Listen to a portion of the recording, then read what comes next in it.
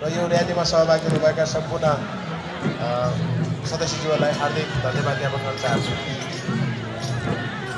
तमुदी नेपाल अन्तर्गतको क्षेत्रीय समाज सिद्धार्थ तमु समाजका सम्पूर्ण अध्यक्षज्यू लगायत सम्पूर्ण सदस्यज्यूहरूप्रति तमु लोसारको हार्दिक शुभकामना र हार्दिक स्वागत व्यक्त गर्न चाहन्छु। श्रद्धेय अध्यक्षज्यूलाई यो मञ्चको दाहिने भागमा आस्नको निम्ति म हार्दिक आग्रह गर्न चाहन्छु। सिद्धार्थ तमु समाजको झाँकी र्याली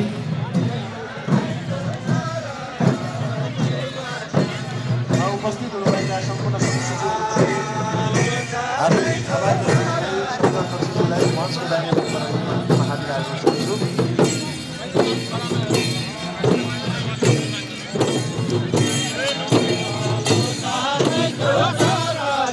दोस्रोको 20 नम्बरमा हुन्छ एकीकृत विकास केन्द्र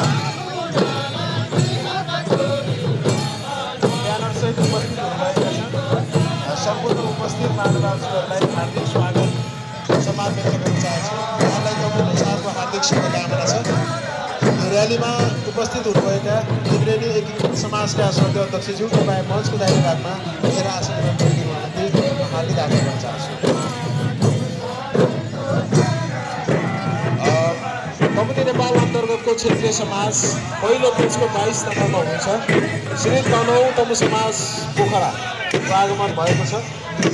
श्री तनहु तमु समाजका श्रद्धेय अध्यक्षज्यू उपस्थित सम्पूर्ण तनहुनी महानुभावहरूलाई हार्दिक स्वागत सम्मान व्यक्त गर्न चाहन्छु। उहाँहरूको एकदम प्रचलित औडा नृत्य लिएर आउनु भएको छ। जुटका नृत्य लिएर आउनु भएको छ। तनहु तमु समाजका श्रद्धेय अध्यक्षज्यू लगायत यो तनहु तमु समाजका सम्पूर्ण सदस्यज्यूहरू उहाँहरू छुटका गाउँदै आउनु भएको छ।